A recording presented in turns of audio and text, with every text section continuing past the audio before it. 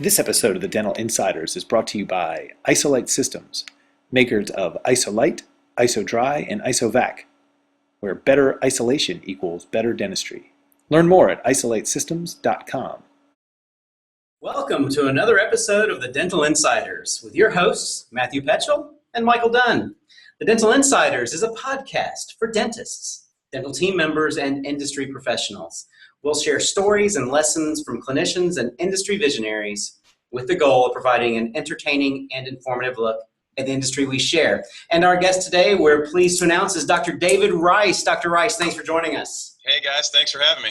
You bet. Thanks for being here. Let's jump right into it. Well, you know what? Every time you read that intro, it just gives me chills. I don't know. Really? Maybe I'm the only one who listens to it, but I think you are. Boy, it's so dramatically, dynamically awesome. There's one other person, and that's my mom. And she likes it. She likes it, yeah. Well, we should have her as a guest. You fit all the criteria of the kind of person we look for. Yep. On this podcast. The 7 people who listen to it all say we want people who are dentists, good clinicians, entrepreneurs, Have a vision. and have a vision. Yeah. And this cat right here, he seems to fit all those, man. I think you definitely do. So tell us, let's just jump into it. And we like to get a little sort of frame you with our audiences. Tell us about your practice. Give us a little practice profile so we know kind of what you're up to. Awesome. So I practice in upstate New York, a suburb of the very sunny Buffalo. Have one partner. We have one associate who is a 35-year tenured prosthodontist, kind of a interesting mix. And we're a fee-for-service practice. We're a Monday through Friday. We like to roll out of here at 4:30. Very technology-driven, very cutting edge, and it's a great place to hang out for a few days a week for sure. Cool. That's interesting. Having the prosthodontist as an associate, you don't hear that very often. I think that probably gives you some added dimensions to your procedure mix that maybe you wouldn't have. No question. And it's a good example for me when I talk to other dental pros that don't be afraid to think out of the box. Opportunities come our way all the time, and this opportunity came our way about 4 years ago. Marshall's an amazing prosthodontist. And, later on in his career, he needed some space. We built our office knowing we'd be looking to bring at least 3 dentists on. It was a perfect marriage for us. And absolutely, from adding a dimension, he does some cool stuff. Yeah, I bet. So you talked about thinking outside the box, and Matthew mentioned when we were doing the intro about entrepreneurs, and you're certainly an entrepreneur. We'll get more into that. But generally speaking, do you think all dentists are entrepreneurs at heart? You know what? It's interesting. I think first and foremost, most dentists are caregivers at heart. They're really in it for the patient and to give back and to help people feel better and be healthy. And from an entrepreneurial side, I think there's probably a segment of dentists who are very entrepreneurially spirited. I certainly think this upcoming generation is more so than generations past. And I think a lot of dentists maybe discover that they're an entrepreneur at heart somewhere along the way. That was the case for me. Yeah, I think, and I'll generalize here, but I think in years past, it was a family business maybe, or it was a stable business. It was a good way to make a living. You were sort of, you kind of touched a lot of different pieces. You were part artist, part business, part engineer, and there was all these different things. But I think the stability of it, and as long as you had a good location and you had a sign out front, the cornerstone of the community, sort of thing. Yeah, and now I think it's evolved to where maybe the business side is become greater, have a greater importance, and that has to do with finding new patients and keeping them, and technology and social media and the internet and all that. So it becomes it's almost like another job on top of the existing job they signed up for. Right. So the young ones seem to get, I'm in for this. This is an exciting ride. I know it's not going to be easy, but I know at least the roller coaster, I know how many dips it has and kind of how it ends. And anyway, yeah. So, well, you talked about, you just used the term that it has evolved. Yeah. So evolution, and David, I think we first became acquainted about a year and a half ago, and you agreed out of the blue, I contacted you and asked you to do a Q&A article for my website because you had recently started this phenomenon, I'll call it. I wasn't sure what to call it back then, called IgniteDDS. So, that I think is part of that evolution that Matthew just spoke about. So tell us about IgniteDDS. How did it come about and where are you today with it? And is it a Trump movement? That's really what we want to know.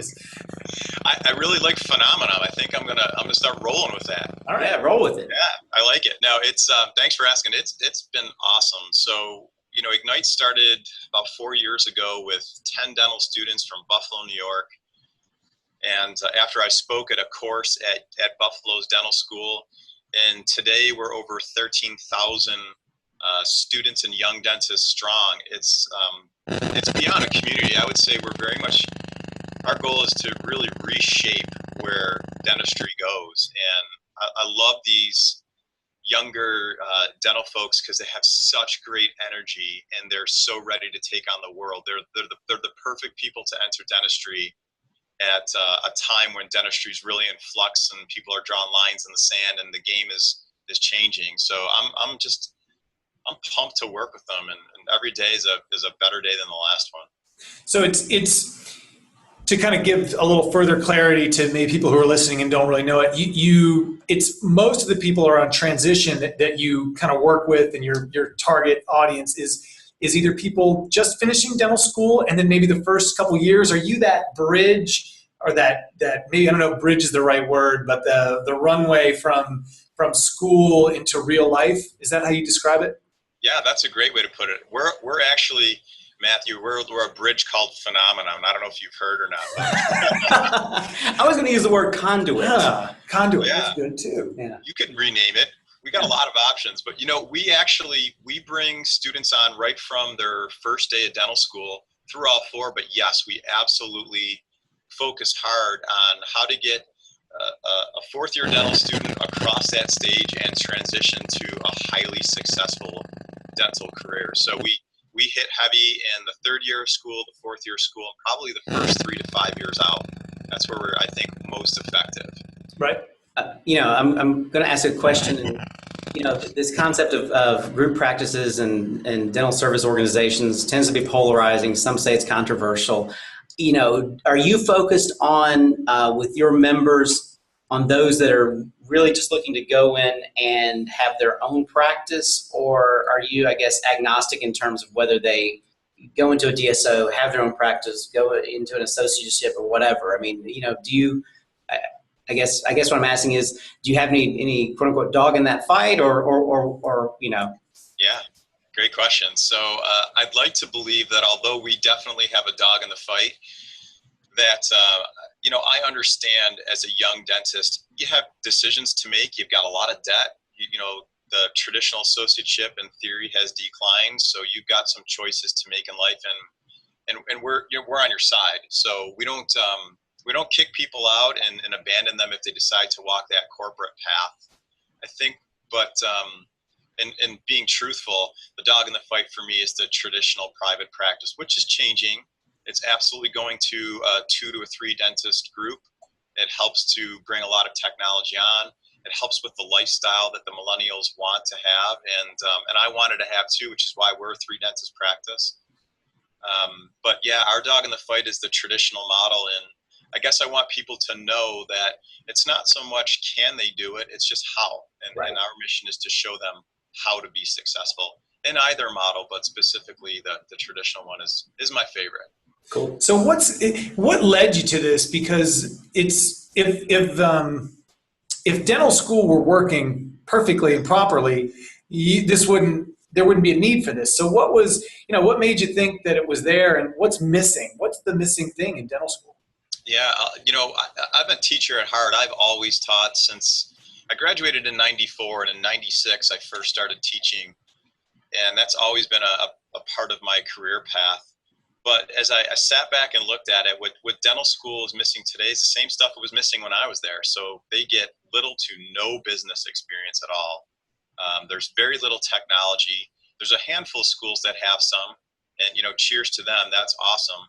But even the schools that have it, they're still training their faculty on that technology. So even though it's present, it's not being as utilized as it can be. And then that massive debt, those three pieces come together. And, we just stepped back and took a look and said, how on earth is a 25-year-old supposed to step out and make a great life for themselves? And it trickles down to the patient. So, tough Right. for the dentist, going to be tough for the patients. It's true. I'm going to shift gears here for a moment. You say that a lot. I do. It's I'm trying to develop a catchphrase. So I think you've developed it. I think I have. There's a phenomenon called the catchphrase. Catchphrase. Yeah. So you talked about really being a teacher at heart, and you've been a teacher almost as long as you've been practicing, right out of dental school. We talk to most of our guests on this show about mentorship. And so, teaching, mentorship go hand in hand. I'm just, I'm curious who some of your mentors have been and what lessons really have stuck with you, over time. I'm probably going to fail them all miserably now because I'm a gross disappointment for them. But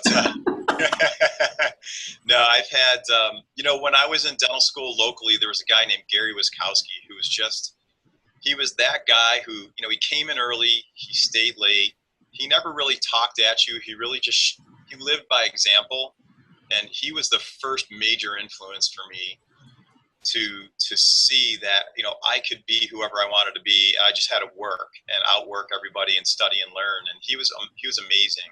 There's a guy named Steve Anderson who I imagine you guys know well. He's probably been the most influential person for me once I turned dental pro from a business standpoint and a building relationships and networking standpoint. Just super, super guy. And on the clinical side, David Hornbrook he's a rock star out of California, and he really helped me elevate my clinical skill set and see the light of what kind of really just cool dentistry can be done. So those three guys are probably my big ones, but there's so many people that have come and gone, and so many people that I still rely on every day today. Right. When you were a kid, were you the guy who had the lemonade stand that was making like $200 a weekend? And you know what? I was the kid who worked the lemonade stand for the kid next door who made all the money. Got it. Yeah. And you saw it. Well, but you saw it at least, right? And it was like, and sometimes we need that reminder that, hey, that this is out there. Right. And in sunny Buffalo, New York, there's only about 3 weeks of the year to operate that lemonade stand. Right. Yeah, so it's more of a frozen lemon ice thing here. Yeah. Hot lemonade. Glühwein, yeah. Is that what that's called? Sort of, yeah. It would be a variation, but that could delicious. work, yeah. And it's interesting because, talking about that mentorship and you mentioning your mentors, now you've got this community of 13,000 members you've grown in 4 years, where, if we were asked them, they'd say, well, David Rice, he's a mentor. So that's got to be pretty powerful stuff to think about how you are able as a mentor to influence this community. It's such a huge honor. I really couldn't even put it into words to you guys, but today I got a snail mail card, a thank you card from a student I was working with, and it's that little stuff that drives you every day. But it's the best part of my life professionally, for sure. Yeah, and it's nice to be.